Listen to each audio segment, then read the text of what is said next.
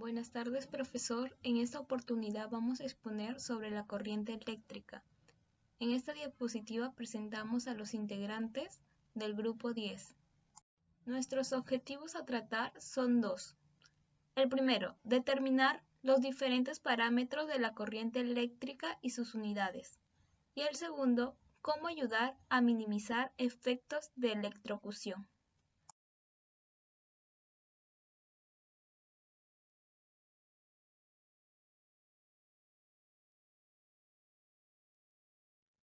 Introducción. El tema a tratar es la corriente eléctrica, que es el flujo de carga eléctrica que atraviesa un material conductor durante un periodo de tiempo determinado. El medio del material puede ser sólido, líquido o gaseoso, y las cargas son transportadas por el movimiento de electrones o iones. Se expresa en columbios por segundo en el Sistema Internacional de Unidades y la unidad se conoce como amperio.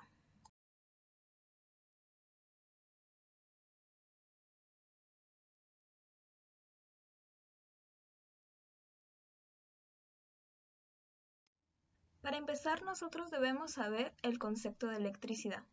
Entonces, ¿qué es electricidad? La electricidad es un conjunto de fenómenos causados por la existencia, interacción y movimiento de cargas eléctricas positivas y negativas, es decir, todo aquello que provoca el desplazamiento de electrones o protones a través de un conductor.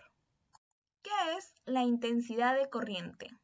La intensidad de corriente es la carga eléctrica que atraviesa una sección del conductor por segundo.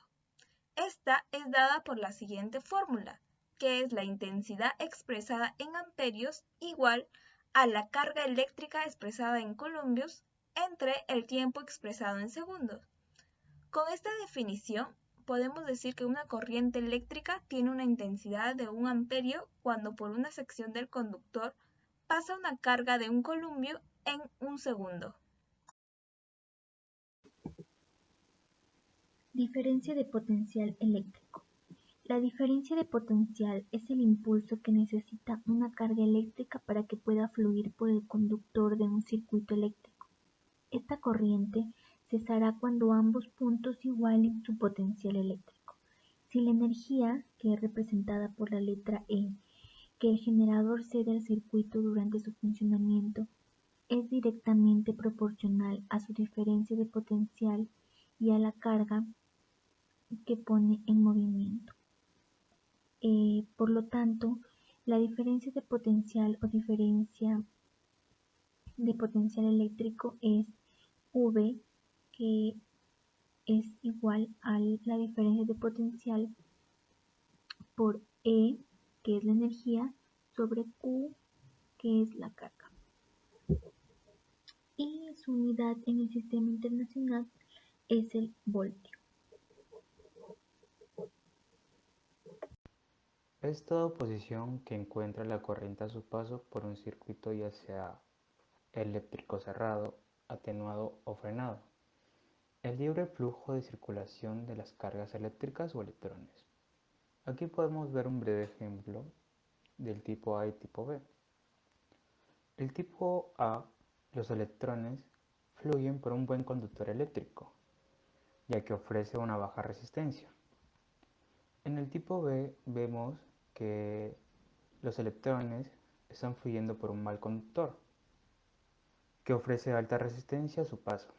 En ese caso, los electrones chocan unos contra otros, al no poder circular libremente y como consecuencia genera calor. Efectos de electrocución. Mayormente se debe según el tiempo en el cual uno está expuesto y también la dirección de paso según la corriente eléctrica. Esto puede provocar lesiones graves tales como la asfixia, fibrilación ventricular, quemaduras y lesiones secundarias. En la parte derecha podemos ver la intensidad en miliamperios y la corriente alterna, que equivale a 50 Hz, lo cual puede provocar efectos sobre nuestro organismo tanto como hombre para mujer. Parte experimental. Los materiales que vamos a usar en esta práctica son una fuente de tensión variable en corriente continua, dos focos de 12 voltios, un foco A de 25 watts y un foco B de 40 watts, un multitester y cables para conexiones. Procedimiento. Primera parte. Medición de la resistencia eléctrica. Primero debemos colocar el sector de función del multiester en ohmios. Después, uniendo las puntas de prueba del instrumento, realizar el ajuste a cero, que es la calibración, del valor en ohmios. Luego, colocamos las puntas de las pruebas en los extremos de la salida de cada uno de los focos y registramos los valores en nuestra tabla. El tipo de conexión del foco A, foco B, el foco A y el foco B en serie y el foco A y foco B en paralelo. Nos ha dado que el foco A y foco B en serie da un valor de 6 y el foco A y foco B en paralelo un valor de 9 ohmios. En la segunda parte, que es el circuito de serie, nos piden construir el circuito que se muestra en la figura. También, como siguiente paso, nos pide conectar la fuente de tensión variable al tomacorriente de la mesa de trabajo. Mediante los cables, conecte las salidas de la fuente de tensión con las entradas de energía al foco. Y por último, varíe gradualmente accionando la perilla del regulador el valor de tensión desde 0 hasta un valor de 12 voltios. Anote las observaciones. Pudimos notar que en este circuito el foco no se prendió hasta llegar a los 12 voltios. Esto se debe básicamente al voltaje del foco.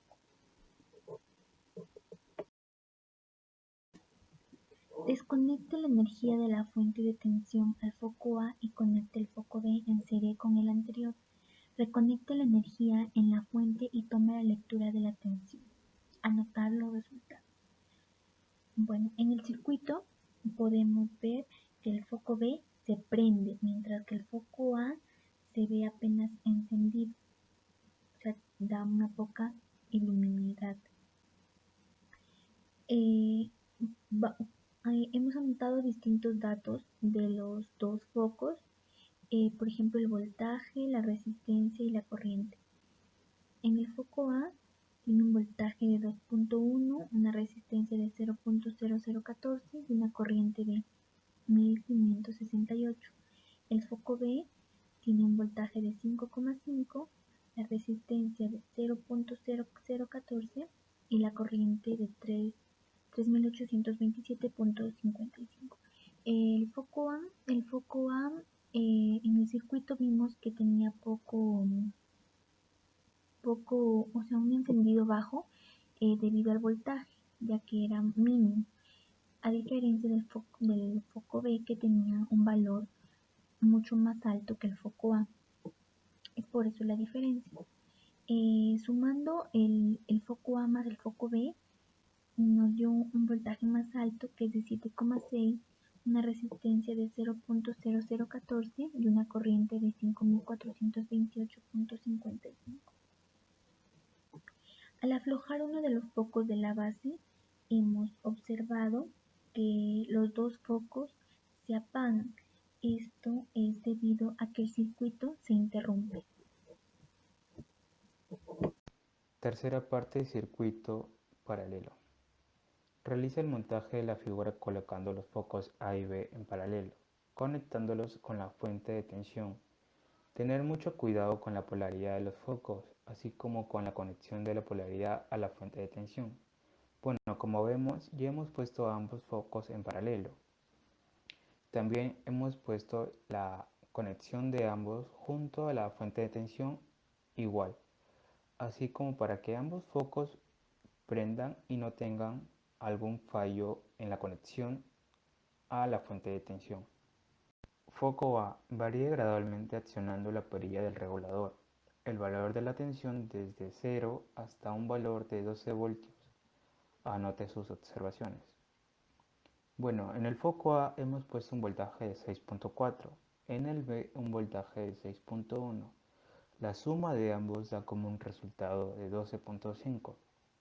En la corriente, en el foco A, hemos puesto un valor de 0.0069 y en el B un valor de 0.0045 y sumados ambos da una corriente de 0.00519.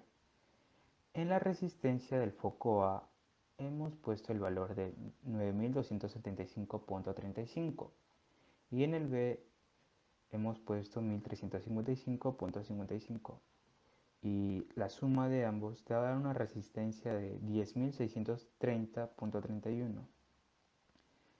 Bueno, en sí los dos focos encienden al llegar al voltaje de 12 voltios, debido a que se encuentran en paralelo.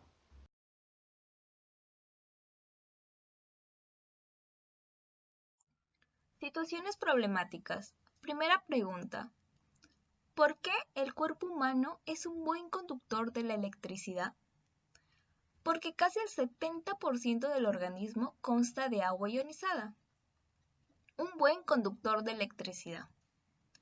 De acuerdo con la electrofisiología, ciencia que estudia todas las reacciones que produce la corriente eléctrica, cada uno de los tejidos de nuestro cuerpo reacciona cuando una descarga circula por el organismo, y los efectos biológicos dependen de su intensidad. Se ha descubierto que las partes más sensibles son la retina y el globo ocular, pues ante cualquier estímulo eléctrico producen una sensación luminosa. Le sigue la lengua, la cual manifiesta un sabor alcalino. Segunda pregunta. ¿Por qué a veces sentimos un calambre cuando tocamos una superficie metálica de un aparato eléctrico en funcionamiento? La causa de los calambres por tocar objetos es que nuestro cuerpo tiene la capacidad de cargarse de electricidad estática ante determinadas acciones de la vida diaria. Y esa energía acumulada tiene que eliminarse en algún momento, que son justamente esos en que ocurren los calambrazos. O sea, cuando tocamos una superficie metálica de un aparato eléctrico o por efecto de la fricción que provocan sobre nuestro cuerpo los tejidos de la ropa. ¿Por qué las aves cuando se posan en los cables de los postes eléctricos no se electrocutan? De acuerdo a la ley de Ohm, el flujo de corriente a través de un circuito es proporcional a la diferencia de potencial, también llamada tensión o voltaje. En el caso que nos ocupa, el pájaro es el circuito. La diferencia de potencial entre sus patas es muy pequeña, por lo que solo una mínima fracción de corriente pasa desde el cable al cuerpo del ave. Ahora bien, si el animal tocase además de un segundo cable, se crearía un gran voltaje entre este y la tierra y se electrocutaría al instante. Pilas después de un uso continuo se recubren en materia extraña en sus bornes. Las pilas contienen en su interior materiales pesados como el mercurio, el cadmio, el níquel o el litio. Con ellos se consigue una reacción química que genera la energía, que permite funcionar a los aparatos. Pero si la pila tiene mucho tiempo, esas sustancias pueden oxidarse y agrietar incluso el contenedor que las guarda, es decir, la carcasa metálica de la propia pila. 6. ¿Qué valor diagnóstico tiene el electrocardiograma? Bueno, este sirve para medir los movimientos de contracción y relajación que realiza el corazón al impulsar la sangre por todo el cuerpo, ya que está controlado por un conjunto de nervios. Estos nervios producen una corriente eléctrica que puede ser detectada mediante electrodos en superficie de la piel. El resultado de esto se registra en una gráfica que recibe el nombre de... ¿Qué ocurre cuando se colocan las pilas invertidas en un reloj?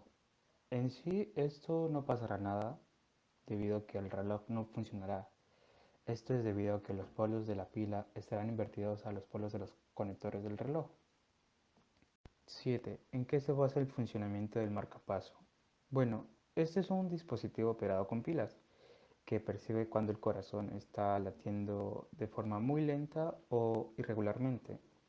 A su vez que también envía una señal al corazón, la cual lo hace latir al ritmo correcto. Conclusiones. Se ha podido determinar los diferentes parámetros de la corriente eléctrica y sus unidades. También hemos podido aprender acerca de cómo minimizar los efectos de la electrocución. Se les presenta las referencias bibliográficas que hemos llevado a cabo para hacer este trabajo y exposición. Muchas gracias.